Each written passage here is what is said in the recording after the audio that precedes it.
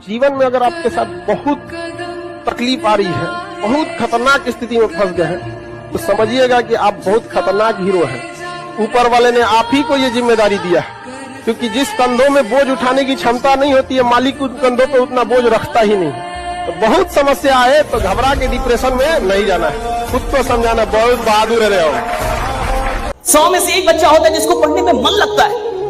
99 बच्चों को बोलना पड़ता है नालायक अब तो पढ़ लिख एग्जाम है। 99 बच्चों को मन नहीं करता। जीवन का आधा हिस्सा मजबूरी से काम करते हुए गुजरता है।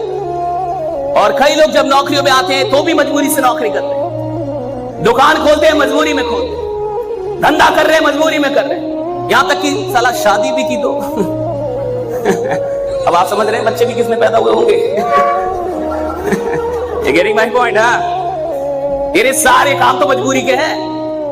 तो धंधा कर रहा है मजबूरी में, काम कर रहा है मजबूरी में, शादी की मजबूरी में, बच्चे पैदा की मजबूरी में, पाल रहा है मजबूरी में, तलाक नहीं दे रहा मजबूरी में। ये कोई क्या बोलेगा? देखो, इतिहास वो नहीं बनाते जो मजबूरी में काम करते हैं, इतिहास वो बनाते जो मोहब्बत में काम करते हैं, जो मोहब्बत से काम करते हैं। इनको मोहब्बत से काम करते हैं। निकम्मे लोगों की पहचान बिना मेहनत और काम पैसा ज्यादा चाहते हैं। आप किसी भी बड़े आदमी को, मतलब जो भी बहुत बड़े लेवल पे है, आप उसको देखिएगा बहुत मुश्किल से बहुत ज्यादा वर्क करता है। आज जितना मिलेगा सब ना 8 घंटा की जगह सोचेगा 6 घंटा काम करके भागेंगे, बाकी काम चोरी काहे करता है।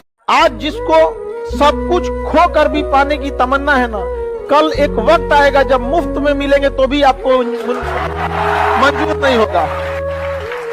जिस दिन और जीवन की लड़ाई में 2 ताकतें बहुत काम आएंगी, एक मन की और एक शरीर की।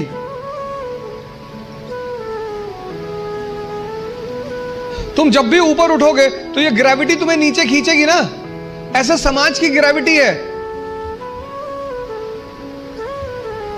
हम जब आईएएस की तैयारी करने गए तो हमारे गांव में हर आदमी, मतलब एक साहब तो हंसना शुरू किया उन्होंने, और हंसते हंसते गिर गए वो। उन्होंने हमसे पूछा दिल्ली क्यों जा रहे हो? अब मेरा दिमाग खराब था, मैंने कह दिया मैं आईएएस की तैयारी। बोले आईएएस? फिर वो हंसने लगे और हंसते हंसते वो गिर गए। और उस हंसी का इतना रोल रहा मेरे जीवन में, मतलब उस हंसी ने मुझे एकदम मजबूत कर दिया था कि अब आईएएस ही बनना है। उस दिन मुझे एहसास हुआ कि महाभारत क्यों हुई। जब भी ऐसा लगे जीवन में कि जीवन हाथ से निकलता है, तो हमेशा ध्यान रखना है कि आपसे बहुत बुरी स्थिति में लोग आपसे बहुत अच्छा कर रहे हैं, और अच्छी स्थिति में होने के बाद एंजाइटी डिप्रेशन में चले जाना, इसका मतलब हमने उन चीजों की कद्र नहीं की जो मिली हुई है, और जो नहीं मिला उस पर फोकस इतना ज्यादा कर लिया जितना करने की जरूरत नहीं थी। ये दुनिया तुम्हें वैसी नहीं दिखती है जैसी कि ये दुनिया है।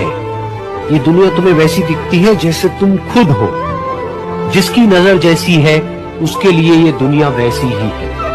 तो अगर तुम अपनी दुनिया को बदलना चाहते हो तो उसका सिर्फ एक तरीका है, अपनी नजर को बदलना। उन चीजों के लिए खुद को कोसना जिनके बारे में हमें लगता है कि हमें पहले से पता होनी चाहिए थी। अगर इस दुनिया में एक भी इंसान आपके ऊपर ब्लाइंडली ट्रस्ट करता है तो उस ट्रस्ट की क्या वैल्यू है? प्राइसलेस। उस इंसान की क्या वैल्यू है? कोई वैल्यू नहीं है, प्राइसलेस है। दोस्ती की क्या वैल्यू है अगर दोस्ती एक्चुअल हो तो?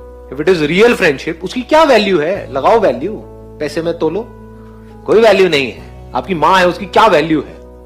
कोई वैल्यू नहीं है जी, उसके आगे सब बेकार है। इतनी समझ एक आदमी के अंदर होनी चाहिए। कुत्ते के लाठी मारो, शेर के लाठी मारो, रिजल्ट अलग अलग आएगा। कुत्ते के लाठी मारते हैं तो कुत्ता लाठी को पकड़ता है, ये समझता है लाठी मार रही है, और किसी का रोल नहीं। और इसके मार के देखो, लाठी की तरफ देखेगा भी नहीं, जिधर से मारी जा रही है कार्यक्रम समाप्त। इसलिए बापू है वो चोट वहां करता है जहां से गंगोत्री निकलती है। ऐसा डायरेक्शन। किसी भी फिल्म में जो सबसे खतरनाक सीन होता है या खतरनाक रोल होता है, वो बेहतरीन एक्टर को दिया जाता है, सबसे खतरनाक।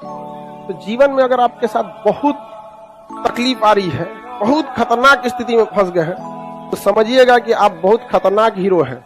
ऊपर वाले ने आप ही को ये जिम्मेदारी दिया है, क्योंकि जिस कंधों में बोझ उठाने की क्षमता नहीं होती है, मालिक उन कंधों पे उतना बोझ रखता ही नहीं। तो बहुत समस्या आए तो घबरा के डिप्रेशन में नहीं जाना है, खुद को समझाना, बहुत बहादुर रहे हो। मेरे बाल नहीं है ऐसा नहीं है, मैं रखता नहीं है, मैं रखता नहीं है। क्यों डाल लिया अनकंफर्टेबल में? मुझे क्या पता था साला इसका रिजल्ट ऐसा आएगा। मेरे पास एक दिन एक कमेंट आया, मुझे कमेंट पे किसी ने बोला, सर मैं एक दिन आपका नाम भूल गया, साला नाम याद नहीं आया, तो मैंने तो ऐसा लिखा टकला मोटिवेशन, तो सर सबसे पहले आपका ही चैनल आया। सुनो सुनो सुनो, तो ऐसा कमेंट पढ़ते ही मैं अगले सेकंड में क्या करूंगा? चेक करूंगा कि नहीं करूंगा? मैंने चेक किया, मैंने लिखा टकला मोटिवेशन, तो सुनो वीडियो नहीं आया, डायरेक्ट चैनल। मैंने कहा प्रभु देखो, मैं अपने जीवन का रहस्य बता रहा हूं, सुनो। मैंने जब जब अपने आप को अनकंफर्टेबल सिचुएशन में डाला ना हरीश जी, चांदी चांदी मिस, कभी घाटा हुआ ही नहीं। Stop listening to too much motivation. Stop listening to too much shorts, reels. Stop listening to random quotes and all. They are not going to change your life. वो नहीं बदलेगी भाई तेरी जिंदगी। सब बंद कर, अपना पेन पेपर उठा, कमरे का दरवाजा बंद कर, फोन स्विच ऑफ कर, लोगों से मिलना बंद कर और लिख अपने गोल बैठ के तो को क्या अचीव करता है। और फिर लिखने के बाद उसकी पर्ची बना के अपने जेब में रखो, पागल हो जाओ उसके लिए। फिर उसके बाद ना तुमको मोबाइल चाहिए होगा, उसके बाद ना तुमको बहुत फ्लैशी कपड़े चाहिए होंगे बहुत, उसके बाद ना तुमको कोई कार चाहिए होगी, ना पापा के पैसे की बाइक चाहिए होगी। फिर एक चीज चाहिए होगा, उसके पीछे जी तोड़ मेहनत करके लग जाओ और उस जर्नी को एंजॉय करो। सबसे मेन आपको अपने साथ रहना अच्छा लगने लग जाएगा ना, जिस दिन आपको बाहर की खिड़कियां देखने का मन नहीं करेगा, अंदर की खिड़कियां मन करने लगेगा देखने का, उस दिन आप पाएंगे कि ये काम तो बहुत बड़ा सुख है, ये दुख नहीं है, बहुत बड़ा सुख है।